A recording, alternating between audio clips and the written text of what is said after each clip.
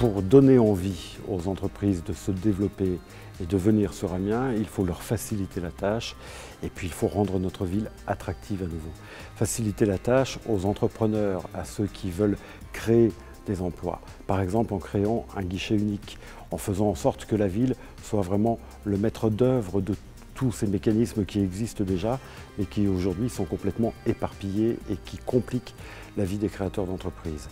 Il faut véritablement donner envie aux chercheurs, aux universitaires, aux artistes de s'installer chez nous, de se rencontrer, de travailler ensemble et à partir de là de créer des emplois, de créer des filières d'excellence, des filières qui permettront à terme de créer des emplois qui ne seront pas seulement des emplois d'ingénieurs, des emplois de haute qualification, mais qui deviendront aussi des emplois de production.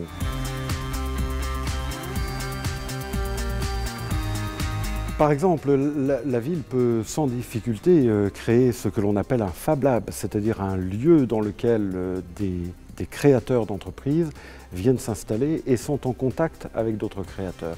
Ce n'est pas seulement une pépinière, c'est vraiment créer un lieu qui permette de donner des ressources aux créateurs d'entreprises.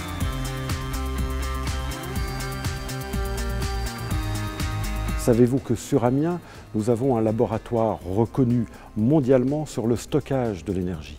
Ce laboratoire va bientôt avoir un immeuble sur Amiens qui lui sera dédié, mais l'immeuble en lui-même ne suffit pas. Il faut qu'Amiens profite de cette richesse. En matière d'économie sociale et solidaire, ce que l'on pourrait appeler l'économie de proximité, il est évident que par exemple le vieillissement de la population apporte des besoins nouveaux qu'il faut être capable de satisfaire et à partir desquels des filières économiques, là aussi, peuvent se mettre en marche de toute évidence et créer des emplois.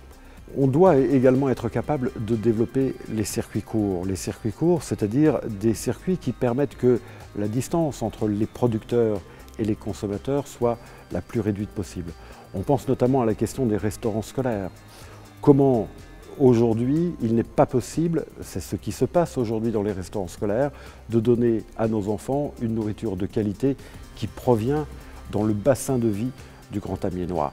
Les producteurs en ont besoin, nos enfants en ont besoin pour avoir une nourriture de qualité.